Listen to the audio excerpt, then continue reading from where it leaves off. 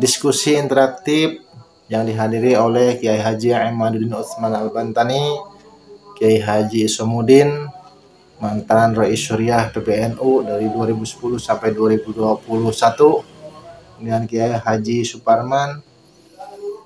Sangat menarik sekali, ada beberapa pertanyaan dari peserta diskusi yang patut kita simak sebagai wawasan kita dan menguatkan keyakinan kita bahwa Ba'alwi bukan keturunan baginda Nabi Muhammad SAW. Kita simak bersama. Nanti ketinggalan satu lagi, bagaimana respon pemerintah kita selama ini setelah ada viralnya makam dipalsukan, tokoh-tokoh dipalsukan, udah seberapa jauh pemerintah kita merespon atau mungkin bertindak? Itu saja. Oke, Monggo matur nuwun. baik, saya ingatkan sedikit. Pertama dari Kiai Fadoli, bagaimana cara menghadapi orang-orang yang ngaku keturunan Nabi Sallallahu Alaihi Wasallam agar tidak terjadi konflik dan tetap terjaganya Kamtibmas. Jadi jangan sampai terjadi konflik.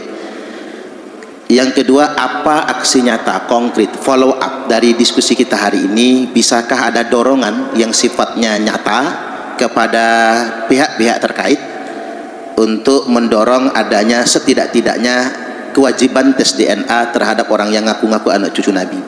Adapun tentang PWI, karena baru 1 tahun lebih dikit, maka memang belum tersosialisasikan. Hanya saja saya perlu ingatkan kepada segenap kader-kader PWI, karena perjuangan Wali Songo Indonesia itu 90% lebihnya adalah kader Nahdiyin. Jadi walaupun bukan Banom NU dan memang bukan Banom, karena kalau Banom harus koheren dengan PBNU, ini kan kita nggak bisa koheren soalnya. Jadi koheran. Jadi koheran. Jadi PWI niki akan terus tersosialisasikan, dan mohon jangan mudah emosi, jangan gegeran. Kalau PWI ini mirip FPI, Laskar Sabilillahnya mirip FPI, pemerintah males nanti bekerja sama-sama PWI Laskar Sabilillah.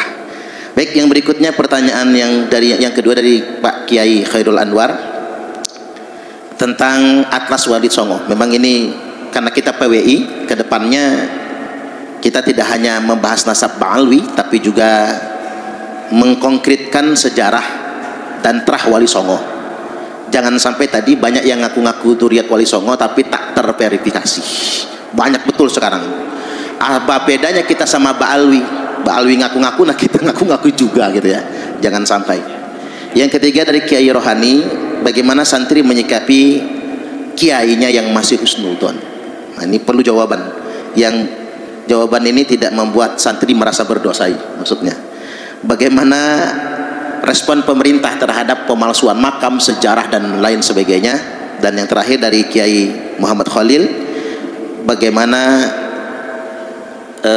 apakah thariqah beliau masih bisa dilanjutkan, karena mursidnya ini bukan hanya memalsukan makam, tapi mursidnya juga belum pernah berbaiat. Jadi mursid Saziliyah yang beliau berbaiat itu, beliau pun belum pernah berbaiat. Monggo Kiai silakan. Untuk Kiai Fadli, kata Syekh Imam Ibnu Hajar, yambaghi likulli ahadin an yakuna lahu khiratun fi hadzal nasab syarif hatta la yantasiba ilai ahadun illa bihaqqin. Wajib bagi kita untuk memiliki sebuah kepedulian, kecemburuan terhadap nasabnya baginda Nabi Muhammad sallallahu alaihi wasallam, sehingga tidak bernisbah kepada Nabi seseorang kecuali dengan benar. Ada orang yang mengaku turunan Nabi, bagaimana sikap kita? Jangan langsung hormatin. Bahkan ada yang haram untuk kita menerimanya, sama dengan kedudukannya dengan hadis palsu. Hadis itu tidak boleh seorang khatib di dalam mimbar Jumat membawa hadis palsu kecuali dengan menjelaskan kepalsuannya. Begitu pula dengan nasab palsu. Kita tidak boleh mengatakan Habib ini duriat Nabi, kata orang tidak boleh, tapi Habib ini dzurriyyat Nabi tapi palsu, begitu. Harus menyebutkan kepalsuannya itu. Begitu kita meneliti apa nasab-nasab yang mengaku kepada Nabi, apa hukumnya? Sama dengan meneliti orang-orang peneliti tentang hadis Nabi. Imam Bukhari, kenapa Imam Bukhari itu meneliti hadis Nabi? Karena hadis Nabi banyak yang memalsukan. Ada kepentingan madhab, ada kepentingan daerah, ada kan hadis-hadis tentang fadilah Syam. Nah, orang-orang Najd pengen juga ada hadisnya, bikin hadis palsu. Orang-orang dari daerah Maroko bikin juga. Orang dari Banten, afdolun nasi fi Nusantara Banteniyun. Nah, bisa aja. Tapi diverifikasi apa betul ini Nabi dulu pernah mengatakan demikian. Bagaimana caranya? Untuk meneliti hadis kita menggunakan cara verifikasi hadis. Adakah ittisalus sanad baina rawin wa rawin? Kemudian makul apa tidak? Mukhalifun lil Quran apa tidak? Mukhalifun lil ijma apa tidak? Kalau mukhalifun lil qiyas fihi khilaf. Tapi mukhalifun lil Quran dari sisi matannya itu jelas hadis itu merupakan ciri-ciri wadah, ciri-ciri palsu.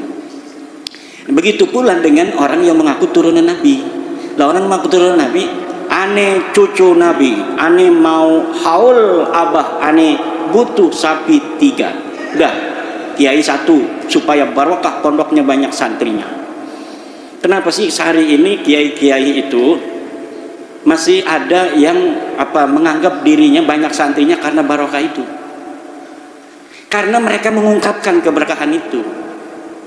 Jadi ketika masuk ke dalam pikirannya kiai itu, yang sering ngomongin keberkahan itu adalah para kabib-kabib yang dawir ini. Jangan-jangan memang saya berkahnya dari dia.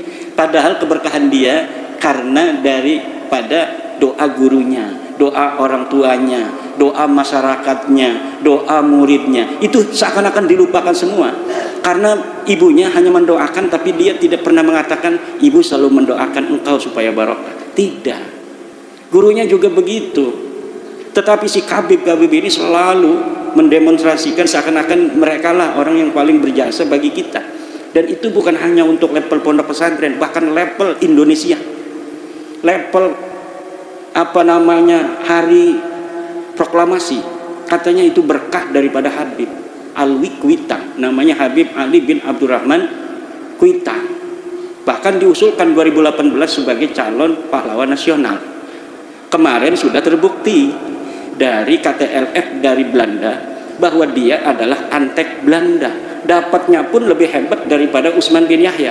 Kalau Utsman bin Yahya dapatnya penangnya itu cuma 1, Habib Ali bin Abdurrahman Kuita dapatnya 2, dan ini bisa dikonfirmasi di Leiden Library yang ada di internet. Masuk bapak-bapak kiai-kiai ke perpustakaan Leiden yang ada di internet, kemudian klik digital collection, tulis Ali bin Abdurrahman Al-Habsyi Kuita. Muncul itu fotonya dengan 2 bintang penghargaan dari Ratu Belanda. Itu 2018 mereka ingin sudah bahwa dari mereka ada yang jadi pahlawan nasional. Ditolak sama Departemen Sosial, Kementerian Sosial. Seorang Balawi lagi dari Kalimantan, dia usulkan hampir aja 2021-2022 itu akan diangkat. Akhirnya turun para sejarawan, Profesor Anhar Gonggong. Ini bukan pejuang. Sultan siapa namanya itu? Sultan Hamid. Ini adalah pengkhianat bangsa Indonesia. Itu sudah mau diangkat jadi pahlawan nasional. Karena apa? Bahaya kalau orang-orang yang tidak seharusnya menjadi pahlawan kemudian dianggap pahlawan hanya karena dia diangkat sebagai pahlawan nasional. Ini adalah untuk sedikit demi sedikit mereka merampas daripada kesejarahan kita. Orang-orang yang dulu tidak pernah berjuang bahkan berada di dalam barisan Belanda kok hari ini pengen menjadi pahlawan. Pengkhianat masa lalu hari ini hanya dengan cerita palsu dan kualat modalnya kemudian akan menguasai daripada kesejarahan kita. Ini yang terjadi, Kiai Fadli. Jadi aneh cucu Nabi, mana susunan silsilahnya? Oh ini pakai muqaddam fiktif. Mana tes DNA-nya? G India itu mah itu orang Kaukasus. Mana sejarahnya? kitab-kitab sejarahnya. Husnudzon aja, nggak mau. Begitu, itu harus tegas kita. Kemudian untuk Kiai Les Bumi, emang Les Bumi ini ketuanya sekarang ini Kiai Jadul Maula itu adalah ketua lembaga Banum NU yang berani ngundang saya di pondoknya di Kaliopak. Dia nggak takut-takut ngundang saya di sana di Kaliopak. Akhirnya ditegur, kenapa ngundang Kiai Imam? Kiai, waduh saya ditegur ini, biarin aja kata saya, masa anak buahnya Kiai Agus Sunyoto takut. Kita akan bicara tentang Kiai Agus Sunyoto. Itu beliau punya penelitian panjang tentang para orang-orang yang mengaku sebagai turun Nabi. Kenapa? Karena Wali Songo diatribusikan ke Ba'alawi oleh kaum Ba'alawi. Kemudian Profesor Agus Sunyoto ini meneliti secara manuskrip masa lalu bahwa ditemukan kapan itu dibelokkannya Ba'alawi, Wali Songo ke Ba'alawi. Itu sama dengan hasil kesimpulan saya. Itu baru di antara 1930 1969. Apa itu? Hari produktifnya Salim bin Jindan. Karena apa? Semua narasi dan proposisi bahwa Wali Songo adalah Ba'alawi, termasuk manuskrip tentang Syekh Khalil Bangkalan. Saya pernah ke Bangkalan, bertemu dengan cucunya yang punya manuskrip, katanya ke Ba'alawi, Sunan Gunung Jati, Sunan Ampel, Sunan Giri, dari naskahnya Mbah Khalil Bangkalan. Kata saya, ini siapa yang nulis? Apakah Mbah Khalilnya? Bukan, ini seorang Habib namanya Salim bin Jindan. Itu sebelum bab nasab. Rumel itu katanya punya manuskrip arba'innya Syarif Abil Jadid. Itu pun ditulis oleh Salim bin Jindan 1930 1969. Mana kalau berani Rumel bawa sini itu manuskrip. Manuskripnya kan sudah ada itu di blog santri itu punya PBNU dulu. Bukan di blog, di web Desantri apa namanya itu. Bahwa Salim bin Jindan punya sebuah kitab hadis yang dipoto oleh wartawan dari PBNU, kemudian ditaruh di internet, kita bisa akses sampai sekarang. Saya bandingkan dari sisi penelitian teks dan tekstualitas bahwa tulisannya itu sama dengan tulisan Salim bin Jindan, manuskrip yang dibawa oleh Rumel di Rabita Alawiyah ketika debatan itu.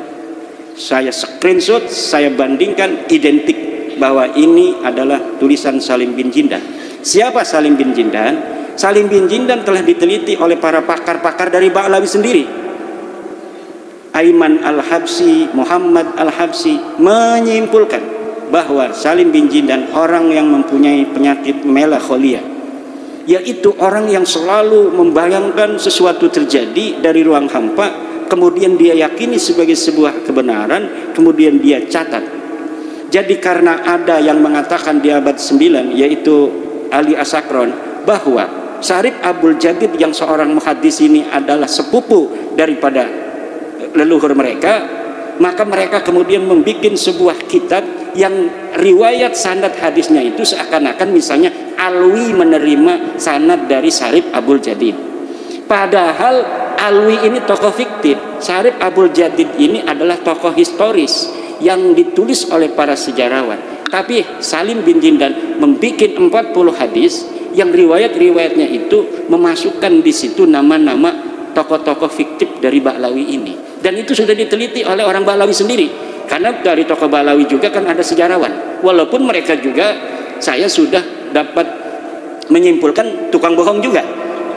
Mereka tukang bohong juga. Tapi kalau ada saingannya berbohong, mereka juga nggak mau. Mereka membongkar, itu bohong katanya. Kenapa? Mereka nggak mau dikalahkan bohongnya kan.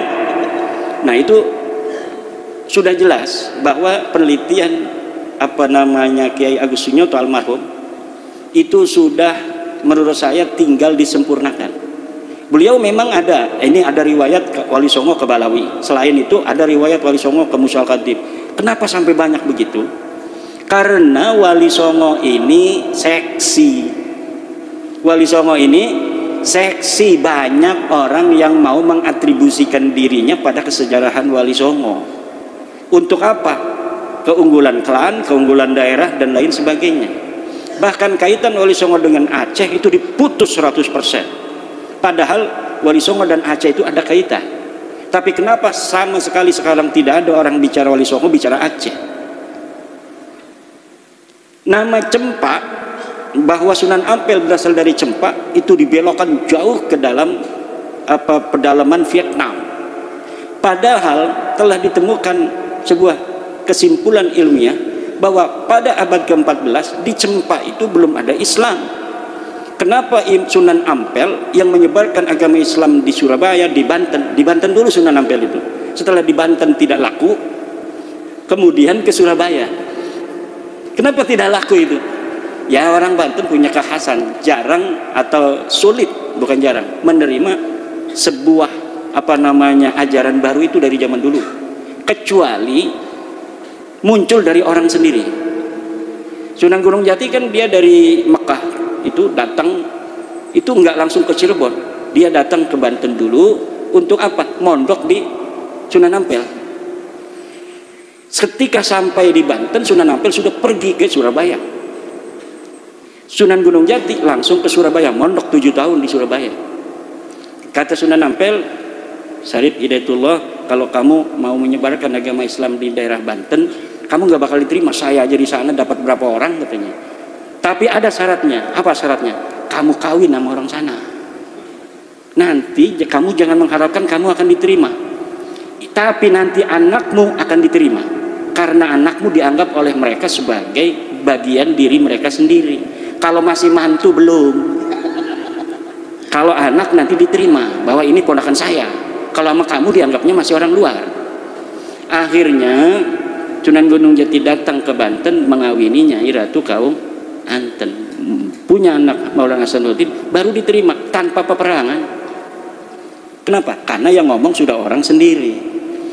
Nah, Sunan Ampel, Sunan Giri, itu manuskripnya Les Bumi banyak bertebaran hari ini. Tapi masing-masing ada yang dicurigai palsu oleh penyimpangan kolonial. Jadi manuskrip kolonial itu seakan-akan dipersiapkan oleh penjajah agar kesejarahan Wali Songo 100 tahun sebelum diciptakannya manuskrip itu hilang. Jadi kita diputuskan kesejarahannya dengan Wali Songo. Tapi saya yakin sejarah-sejarah asli Wali Songo masih ada. Wali Songo masih ada sejarahnya. Tidak mungkin semuanya bisa dihancurkan. Tidak mungkin. Bagaimana caranya agar terbuka semuanya? Apa yang telah diawali oleh Profesor Agus Sunyoto itu kita lanjutkan lagi. Les Buminya jangan takut. Yang bicara DNA pertama kali siapa? Kiai Agus Sunyoto. Cari itu di YouTube-nya masih ada. Kalau ngaku cucu Nabi, tes DNA dulu. Itu apa maksudnya? Dia udah nggak percaya dari dulu sebelum Imaduddin Usman. Cuma gagal, dia bukan orang Banten, jadi ngomongnya nggak sembarangan kayak saya. Jadi PBNU ini harus berwarna-warni. Kalau semuanya orang-orang Jawa belah sana, ya kebanyakan Angga Ungguh. Husnudon aja. Begitu, untung ada orang Banten. Lihat orang Banten gak mikir 2 kali 4 kali, sekali cukup. Urusan belakangan. Dipecat-pecat ngapain, gak apa-apa. Kan begitu. Lah itu makanya harus berwarna-warni. Ada kayak Yai Said. Ya namanya 11-12 sama orang Banten. Jeplak-jeplok aja ngomong. Tapi kalau orang-orang Jawa yang halus hatinya, penuh dengan pertimbangan matang, lah itu nggak bisa cepat. Ini mungkin butuh 100 tahun lagi Balawi ini. Tapi orang Banten tanpa didampingi oleh keuletan orang-orang Jawa juga susah ini. Tapi ini hanya 2 tahun lebih beres. Ini udah beres ini. Udah beres, udah. Tinggal ini mah penghiburan diri mereka saja. Ada sedikit orang nangis kayak Roma Irama bertobat. Begitu-begitu aja. Sampai ada yang keliling ke Mekah, ngutus orang ke Mekah, nemuin kiai-kiai Mekah, sayyid-sayyid Mekah yang punya murid di Indonesia agar berpesan muridnya jangan ikut sekte Ahmadiyah. Ada yang sudah ikut kan, Yai Ja'far dengan penelitiannya juga. Itu sampai gurunya dari Mekah bikin voice note. bahwa engkau harus menghormati para sadah. Kata Kiai Ja'far, coba dibalas tuh gurunya. Iya, saya hormati sadah, tapi Balawi bukan sadah. Ngelawan dia sama gurunya juga. Kenapa itu? Karena dalam tradisi kita nanti sama Kiai Rohani ya, ini akan ada ketersambungan dengan pertanyaan Kiai Rohani, bahwa kalaulah seorang murid yang berbeda dengan gurunya harus kualat, maka Imam Syafi'i orang yang pertama kualat kepada Imam Malik. Imam Ahmad bin Hambal orang yang pertama kualat kepada Imam Syafi'i. Abu Hasan Asy'ari orang yang pertama kualat kepada Ali Al-Jubai. Gurunya Mu'tazilah kok muridnya Abu Hasan Al-Asy'ari jadi ahli sunnah wal jamaah, merontohkan seluruh proposisi gurunya. Hasan Al-Basri punya murid gagah perkasa namanya Wasil bin Atha. Dia harusnya kualat Wasil bin Atha, tapi tidak, dia ulama besar dari golongan Mu'tazilah. Dia punya guru juga Muhammad Al-Hanafiyah, anaknya Sayyidina Ali, ini Wasil bin Atha. Jadi dari zaman dulu murid dan guru berbeda, itu gurunya harus bangga. Kata Imam Ahmad bin Hambal, ta'allam kama ta'allamna, belajarlah seperti kami belajar. La tuqallidni wa la tuqallid Malikan wa la Syafi'iyan wa la Sufyan As-Tsauri. Jangan ikuti aku, jangan ikuti Malik, jangan ikuti Imam Syafi'i, tetapi ta'allam kama ta'allamna, belajarlah seperti kami belajar sehingga kami menemukan kebenaran yang kami yakini. Kita tidak perlu menyelesaikan masalah ini hanya dengan tepuk tangan. Ini murid-muridnya Yasin Mujadi semua. Yasin Mujadi itu begitu kalau ceramah. Kemudian dari siapa? Pelamunan, Yai Khalil. Yai Khalil Pelamunan. Ini beliau mondok kepada pesantren Pelamunan. Saya mondok pada Kiai Hasuri bin Thohir. Nah, ini menantu Yai Thohir Pelamunan. Jadi namanya bapak beliau Thohir, mertuanya Thohir, punya pesantren At-Thohiriyah. Ya, kan beliau itu waktu saya di sana wasiat, karena udah kena stroke, Imad kalau abah wafat nanti tolong dimakamkan dekat makamnya Abah Thohir. Pengen dekat dengan mertua. Kalau nggak boleh di pagernya, kalau nggak boleh juga di luar pagar, kalau nggak boleh juga baru di pondok ini. Akhirnya dimakamnya di pondok tanpa meminta ke sana karena anak-anaknya pengen juga dekat dengan Abah. Itu dulu Yai Thohir Pelamunan mondok kepada Yai Husain Cerita, kepada Yai Tubagus Abdul Halim, mantan Bupati Serang. Tubagus Abdul Halim mondok kepada Kiai Husain Cerita, Kiai Husain Cerita pada Syekh Nawawi At-Tanara Al-Bantani. Jadi itu generasi keempat. Syekh Nawawi kepada Kiai Husain Cerita dekat dengan Caringin, kepada Kiai Abdul Halim pada Kiai Pelamunan. Kalau mau cepat langsung kepada Kiai Husain, enggak kepada Kiai Tubagus Abdul Halim. Karena Kiai Thohir Pelamunan juga selain mondok kepada Kiai Abdul Halim, mondok juga langsung karena masih hidup Kiai Husain Cerita. Begitu pula saya mondok kepada Kiai Tubagus Hasuri Thohir, mondok kepada Kiai Tubagus Hasuri, mondok kepada Kiai Thohir Pelamunan. Setelah dari Kiai Thohir Pelamunan, mondok juga kepada Kiai Abdul Halim itu karena masih hidup juga.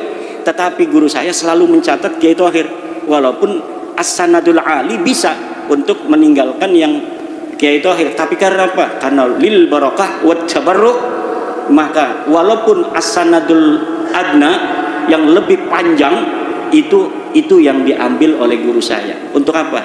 Agar nama-nama guru kita tidak hilang. Walaupun di dalam ilmu sanad itu kan ada as-sanadun ali, ada as-sanadud dani itu. Kalau lebih sedikit itu hebat. Kalau panjang itu nggak hebat, berarti kalah sanad, kalah tua dia. Tetapi guru-guru kita itu milih yang panjang karena takut nama-nama gurunya hilang, walaupun gurunya itu tidak sehebat dengan nama gurunya yang di atas. Itu akhlak juga. Disitulah baru al-ilmu fauqal adab. Bukan berarti adab segala-galanya mengalahkan ilmu, husnudon di atas segala-galanya mengalahkan ilmu. Ta'aya anu kitu, ta'aya. Kata hadis Nabi, ihtarisu Apa Kiai? Ikhtarisu minan nasi bisu'idzan. Ini ada hadisun qalahu Rasulullah. Jaga dirimu jangan sampai kena belai dengan apa? Bisu'idzan, dengan suudzon. Jadi kita menjaga diri kita agar tidak didolimi orang itu dengan suudzon. Bahkan Al-Quran mengatakan inna ba'da dhanni ismun. Sebagian daripada don begitu itu dosa besar. Udah jelas bukan cucu Nabi. Husnudzon aja. Bos, dosa bos. Pokoknya udah ada barokahnya. Yang lain juga banyak barokah bos. Ini kita ngaji Sapina dulu. Kita juga ngaji Fathul Qori bos. Enggak cuma Sapina bos. Ini husnudzon. Iya, orang-orang tua kita bagaimana katanya itu masih husnudzon. Iya, kita jawab tadi, berani nggak jawab sama ketum begitu? Dari MWC datang kan hari Rebo ke PBNU. Assalamualaikum ketum. Inna ba'da dhanni ismun. Ikhtarisu minan nasi bisu'idzan. La ibrata bidzannil bayni khata'u. Assalamualaikum. Udah begitu. Paling besok dapat dipecat. Ini jangan-jangan ketua les bumi dipecat besok. Berani nggak dipecat?